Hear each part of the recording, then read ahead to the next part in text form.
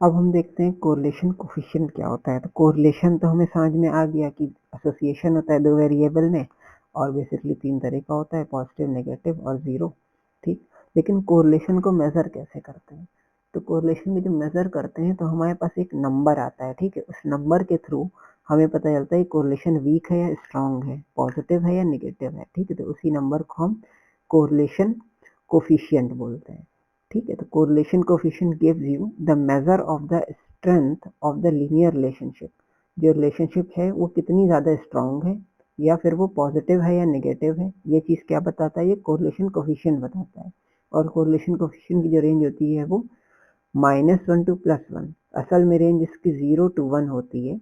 ठीक है, लेकिन +1 का मतलब होता है पॉजिटिव और -1 का मतलब होता है नेगेटिव। ठीक, तो इसकी स्ट्रेंथ जो होती है वो 0 to 1 ही होगी। ठीक है, 0 मतलब कोई कोरिलेशन नहीं, 1 मतलब परफेक्ट कोरिलेशन है। ठीक है, और -1 का मतलब नेगेटिव परफेक्ट कोरिलेशन और +1 का मतलब पॉजिटिव परफेक्ट कोरिलेशन। तो आर अगर 0 से ज़्यादा है तो कैसा, आर जो है वो लेस देन 0 है तो नेगेटिव कोरिलेशन, आर अगर ग्रेटर देन 0 है तो पॉजिटिव कोरिलेशन। ठीक, और आर अगर 0 है तो नो कोरिलेशन। और ये इसकी रेंज लिखी है। ठीक, तो जितना ज़्यादा आर हाई होता जाएगा, मतलब जितना ज़्यादा 1 के करीब होगा, उतनी परफेक्ट कोरिलेशन होगी, मतलब उतनी स्ट्रॉन्ग कोरिलेशन होगी। अगर एकदम ही 1 है तब तो परफेक्ट कोरिलेशन हो गया, या 1 के करीब है मतलब 0.9 है या 0.85 है तो उतना स्ट्रॉन्ग कोरिलेशन होगा। ठीक है, और जितना कम होता चला जाएगा उतना लो हो जाएगा। जैसे 0 से लेके 0.25 के बीच, ये कैसा है? ये लो कोरिलेशन है। 0.25 से 0.75 तक के मॉडरेट माना जाता है। 0.75 से 0.9 के बीच में फेयरली हाई कोरिलेशन माना जाता है। 0.9 है तो वेरी हाई माना जाता है और 1 है तो परफेक्ट माना जाता है। तो जैसे जैसे 1 के करीब जाएगा उतना ज़्यादा स्ट्रांग होता जाएगा, जैसे जैसे 0 के करीब जाएगा उतना ज़्यादा वीक होता जाएगा। ठीक, अब आते हैं कैलकुलेशन। इसका कैलकुलेशन कैसे करते हैं? कोरिलेशन कोफिशिएंट हम फाइंड कैसे करेंगे? दो वेरिएबल अगर हमें दिए हैं, दोनों में कोरिलेशन पूछा है कितना स्ट्रांग है, ठीक है, और पॉजिटिव है या निगेटिव है, तो इसको हम बताएंगे कैसे? तो इसके दो तरीके होते हैं। ठीक, एक होता है पियर्सन प्रोडक्ट मोमेंट कोरिलेशन और दूसरा होता है स्पीयरमैन रैंक ऑर्डर कोरिलेशन। तो पियर्सन प्रोडक्ट मोमेंट कोरिलेशन हम तब यूज करते हैं जब हमारा डेटा इंटरवल या फिर रेशियो स्केल पे हो। ठीक, अगर इंटरवल या रेशियो स्केल पे डेटा है तो वहाँ पे हम ये पियर्सन को यूज करते हैं, और ये पैरामीट्रिक स्टार्ट होती है जिसका फॉर्मूला ये दिया हुआ है। फॉर्मूला क्या है? R is equal to summation in bracket X I minus X bar Y I minus Y bar. ठीक है, इसको कोवेरियंस ऑफ एक्स वाई भी बोलते हैं। क्या बोलते हैं? Covariance of X comma Y. ठीक है, ये जो पार्ट है इसको। ठीक है, और नीचे क्या है? Under root summation X I minus X bar का square summation Y I minus Y बार का स्क्वायर। ठीक है, ये हमारा क्या है? अगर इसको गौर से देखें तो ये एस डी है। एस डी है ये किसका? ये एक्स का एस डी है और ये वाई का एस डी है। ठीक है, स्टैंडर्ड डेविएशन है। तो इसको याद करने की ज़रूरत नहीं, बेसिकली सिर्फ फॉर्मूला मेन याद करने वाला है, क्योंकि इसकी हमें ज़रूरत पड़ेगी क्वेश्चन सॉल्व करने में। Summation X I minus X bar summation और वाई आई माइनस वाई बार, ये मल्टीप्लीकेशन में है आपस में दोनों, और नीचे क्या है? Under root summation X I minus X bar का स्क्वायर और summation Y I minus Y बार का स्क्वायर, ये पूरा अंडर रूट में है। एक्स बार का मतलब है एक्स का मीन और वाई बार का मतलब है वाई का मीन, और एक्स आई का मतलब है जो भी नंबर होंगे हमारे, अभी जब न्यूमेरिकल सॉल्व करेंगे उसमें समझ में आएगा एक्स आई और वाई आई का क्या मतलब है। वो जो नंबर चलते हैं ना, जितनी, जैसे 5 ऑब्जर्वेशन है तो x1 x2 x3 x4 चलते हैं, तो उसी को एक्स आई लिखा जाता है फॉर्मूले में। फिर आता है स्पीयरमैन रैंक कोरिलेशन। ये वहाँ यूज होता है जहाँ पे हमारा डेटा नॉमिन इंटरवल या फिर रेशियो स्केल पे नहीं है। तो अगर इंटरवल रेशियो स्केल पे नहीं है तो वहाँ पे पियर्सन आर हम यूज नहीं कर सकते, वहाँ पे हम स्पीयरमैन रैंक कोरिलेशन का यूज करते हैं। ठीक है, this correlation measures the strength and direction of association between two ranked variable. तो यहाँ पे वेरिएबल कैसे होते हैं? रैंक्ड होते हैं। ठीक है, रैंक ऑर्डर में होते हैं, मतलब ऑर्डिनल स्केल पे होते हैं। ठीक, it basically give the measure of monotonicity of the relationship between two variable, how well the relationship between two variable could be represented using a monotonic function। ठीक, monotonic का मतलब ये होता है कि जो एक वेरिएबल है, जैसे x और y दो वेरिएबल है यहाँ पे, ठीक है, x और y, ठीक है, जो वेरिएबल है x एक्सिस पे और y एक्सिस पे, तो जो x के साथ y जो है वो सिर्फ बढ़ रहा है, कम नहीं हो रहा है, ठीक है, x के साथ y जो है हमेशा सिर्फ बढ़ेगा ही, कम नहीं होगा, तो उसको बोलते हैं मोनोटोनिक। दूसरी चीज क्या होगी, अगर x बढ़ रहा है तो y सिर्फ कम होगा, बढ़ेगा नहीं, मतलब ऐसी रिलेशनशिप नहीं बनेगी इस तरह की, कभी बढ़ रहा है कभी कम हो रहा है, ये नहीं होगा, एक ही तरह का होगा, तो इसको बोलते हैं मोनोटोनिक। ये इसका फॉर्मूला होता है, इसको बोलते हैं रो, RHO, रो, ठीक है। Rho is equal to 1 minus 6 multiplied by summation D square I upon n square minus 1, ठीक। रो का मतलब है Spearman rank correlation coefficient, DI का मतलब है डिफरेंस बिटवीन टू रैंक, और n मतलब है नंबर ऑफ ऑब्जर्वेशन। क्वेश्चन करेंगे तो समझ में आएगा ज्यादा। तो क्वेश्चन देखते हैं पियर्सन आर का, ठीक है, पियर्सन आर का ये न्यूमेरिकल है एक, ठीक, ये दो वेरिएबल है मेरे पास x and y, this is x और दिस इज y, दो वेरिएबल है। ऑब्जर्वेशन कितनी है, 1 2 3 4 5, 5 ऑब्जर्वेशन है, ठीक है। तो ये वैल्यू तो दी रहेगी क्वेश्चन में, 5 वैल्यू x की, 5 वैल्यू y की, ठीक। तो x क्या है, 5 10 15 20 30 एंड y इज 8 16 20 22 एंड 24, और ये है हमारा फॉर्मूला, ठीक, ये फॉर्मूला दिया हुआ है। अब हमें सबसे पहले क्या करना है, क्योंकि हमें xi माइनस x बार पता होना चाहिए, और x बार तो भी हमको पता नहीं है, मतलब हमें सबसे पहले मीन निकालना होगा। तो यहाँ हमने निकाल लिया मीन। मीन का फॉर्मूला क्या है, x bar equal to summation x upon n, summation x है 80 एंड n जो है हमारा ऑब्जर्वेशन वो है 5, तो x बार आ गया 60, ठीक। इसी तरह से y बार आ जाएगा 18। अब x माइनस एक्स बार जब करेंगे तो 5 माइनस 16, ठीक, x माइनस एक्स बार निकालना है हमें, फॉर्मूले में रखना है इसलिए। तो x माइनस एक्स बार, x था 5 और x बार था 16, तो ये हो गया minus 11, 10 minus 16 minus 6, 15 minus 16 minus 1, और 20 माइनस 16 4, 30 माइनस 16 14, ठीक है। इसी तरह y माइनस वाई बार निकाल लिया, ये पूरा y माइनस वाई बार आ गया, ठीक है। अब इनका और इनका सम नहीं करना है, हमें सम किसका चाहिए, इनके मल्टीप्लिकेशन का, ये जो मल्टीप्लिकेशन है इसका सम चाहिए, ठीक है। तो पहले इसका मल्टीप्लिकेशन करेंगे इन दोनों का, तो ये आ गया मेरे पास और ये आ गया। अब इन दोनों का मल्टीप्लिकेशन कर दिया, 11 into 10 110, 6 into 2 12, 1 into 2 2, 4 into 4 16, 4 into 6 14 into 6 84, इसका सम चाहिए था, तो इसका सम हमने यहाँ पे कैलकुलेट कर लिया, 220 आ गया, ठीक। फिर x माइनस एक्स बार का स्क्वायर भी चाहिए, क्योंकि यहाँ नीचे फॉर्मूले में xi माइनस एक्स बार का स्क्वायर है, तो यहाँ हमें इसका स्क्वायर भी चाहिए होगा, तो x माइनस एक्स बार का स्क्वायर कर लेंगे। तो x माइनस एक्स बार कितना है, माइनस 11, तो इसका स्क्वायर करेंगे तो 121 आएगा। फिर माइनस 6 का स्क्वायर करेंगे तो 36, माइनस 1 का स्क्वायर 1, 4 का स्क्वायर 16, 14 का स्क्वायर 196। इसी तरह y माइनस वाई बार का स्क्वायर करेंगे तो ये आ जाएगा, ठीक है। अब इनका भी सम हमको चाहिए, तो इसलिए इसको सम कर लिया और इसको सबको सम कर लिया, ये आया 370, ये आया 160। अब यहाँ पे सिंपली इसको फॉर्मूले में रख देना है, r is equal to summation X I minus X bar into Y I minus Y bar, ठीक। तो इनका सम कितना है 220, तो यहाँ लिख दिया हमने 220।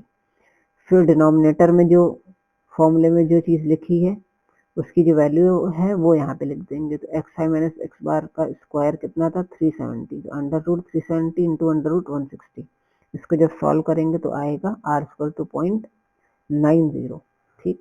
ये आंसर आ गया। तो हमें इसका कोरिलेशन कोफिशिएंट निकाल लिया हमने, क्या आया 0.90, जिसका मतलब है ये एक बहुत ही वेरी हाई स्ट्रेंथ का कोरिलेशन है, और ये एक पॉजिटिव कोरिलेशन है। कैसा है, हाई डिग्री का है और पॉजिटिव है। हाई डिग्री का क्यों है, क्योंकि ये 1 के करीब है, और पॉजिटिव क्यों, क्योंकि यहाँ पे नेगेटिव साइन नहीं है, इसलिए पॉजिटिव कोरिलेशन है। अब आते हैं स्पीयरमैन रो। तो स्पीयरमैन रो वहाँ पे लगता है जहाँ पे हमें रैंक पता होती है, यहाँ हम रैंक के बेस पे वो निकाल रहे होते हैं अपना कोरिलेशन, ठीक है। जैसे एग्जाम्पल के लिए यहाँ पे दिया हुआ है कि 5 स्टूडेंट थे और पांचों के यही मार्क्स हैं, ठीक है। तो यहाँ पे हमें कोरिलेशन निकालना है। तो क्या लिखा है सबसे पहले फर्स्ट स्टेप में, create a table for the given data. तो टेबल बनी हुई है ऑलरेडी। फिर है rank both data in descending order. The highest marks will get rank first and the lowest marks will get rank 5। इसमें क्या होता है, हम रैंक सबसे पहले देते हैं, मतलब जो भी वेरिएबल है मेरे, उन वेरिएबल को हम सबसे पहले रैंक दे देते हैं। तो यहाँ पे दो वेरिएबल है, ये है एक्स और ये है वाई, ठीक है। तो कैसे हम रैंक देंगे, जिसने सबसे हाई स्कोर किया है उसको फर्स्ट रैंक देंगे ऑब्वियसली, उसके बाद जो लोग आएंगे उनको सेकंड देंगे, फिर थर्ड देंगे, फिर फोर्थ देंगे, इस तरह से देंगे, ठीक है। तो अब ये एक्स और वाई हो गया, ठीक है। यहाँ पे हम सबसे पहले निकालेंगे R X and R Y, मतलब रैंक निकालेंगे एक्स की और वाई की। ये है एक्स और ये है वाई, ठीक है। ये है वाई, ये वाई है, और ये है आर की रैंक और ये है वाई की रैंक, ठीक है। तो कैसे निकालेंगे रैंक, जो हाईएस्ट था उसको देंगे फर्स्ट रैंक। तो हाईएस्ट कौन सा है इसमें, 49 फर्स्ट रैंक। उसके बाद कौन है 44 सेकेंड रैंक। फिर कौन है 35 थर्ड रैंक। फिर 30 है तो फोर्थ रैंक। फिर 20 है तो फिफ्थ रैंक। इसी रैंक इसकी हो गई कंप्लीट। इसी तरह इसको रैंक दे देंगे। इसमें हाईएस्ट रैंक इसकी है 48, तो यहाँ दे दिया फर्स्ट। फिर कौन है इसके बाद 45, जिसको दे दिया सेकेंड। फिर है हमारा 39, जिसको दे दिया थर्ड। फिर फोर्थ 5, इस तरह से रैंक दे दी। अब क्या करते हैं, रैंक में डिफरेंस निकालते हैं। जो हमारा डी आई है, डी आई का मतलब होता है, डी का मतलब होता है रैंक का डिफरेंस। तो R X minus R Y, मतलब आर की रैंक से वाई की रैंक जो है वो माइनस कर दो। तो आर की रैंक, एक्स की रैंक से वाई की रैंक माइनस कर दो। तो एक्स की रैंक है यहाँ पे 3 और वाई की रैंक है 5।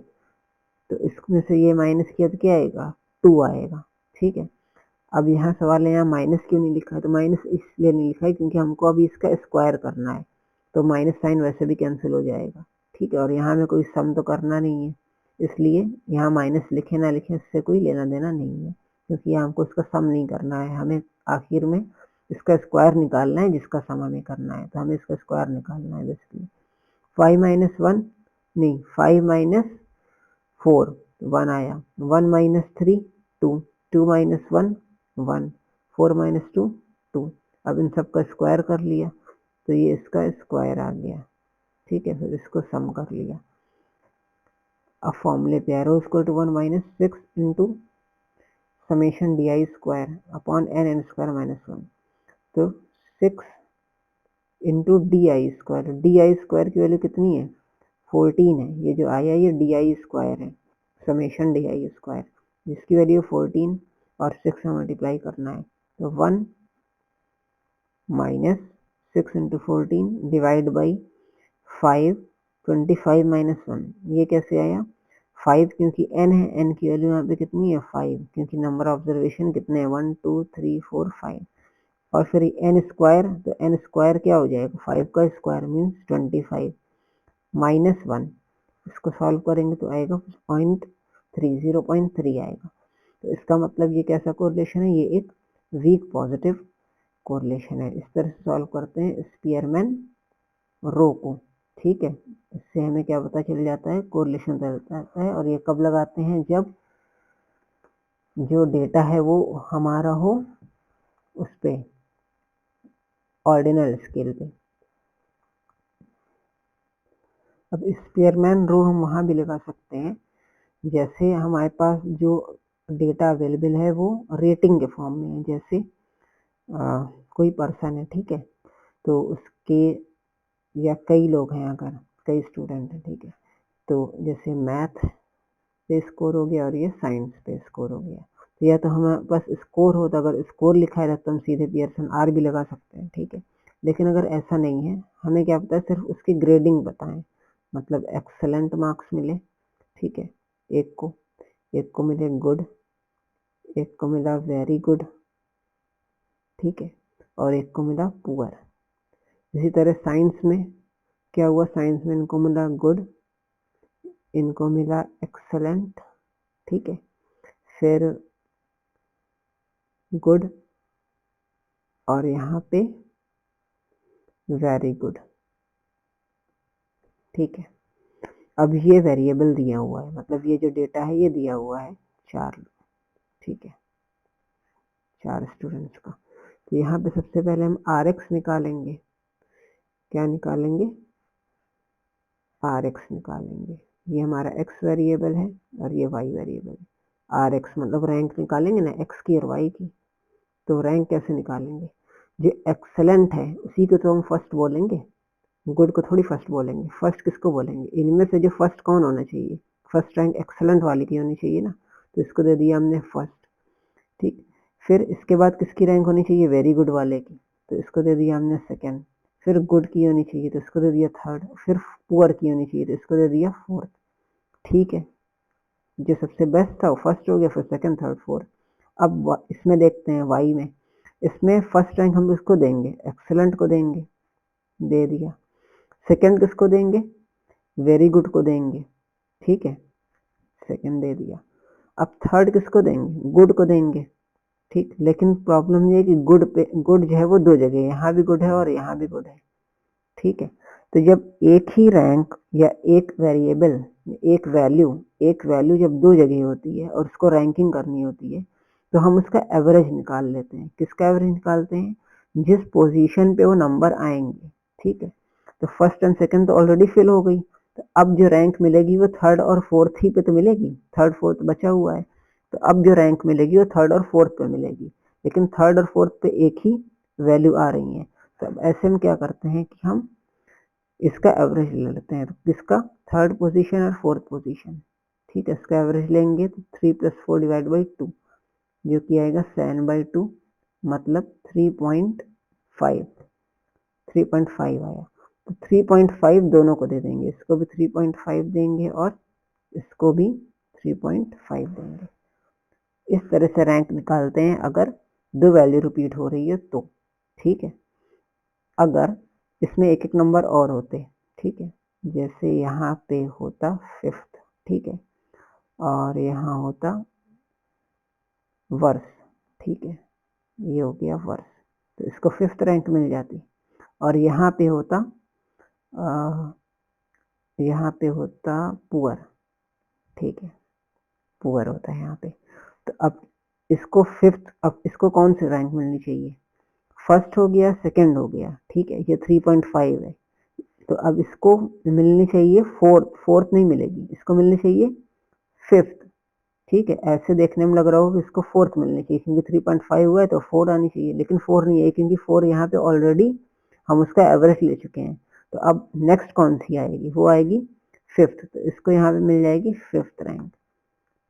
तो जब क्या होता है, जब हम एवरेज ले लेते हैं किसी का, तो एवरेज में जो रैंक हमने ले ली है उसको यहाँ पे हम फिर दोबारा नहीं लिखते हैं, ठीक है, फिर अगली रैंक लिखते हैं। तो फोर्थ के बाद कौन सी आएगी, 5th, इसलिए इसको 5th रैंक मिलेगी। तो इस तरह से रैंक निकालते हैं।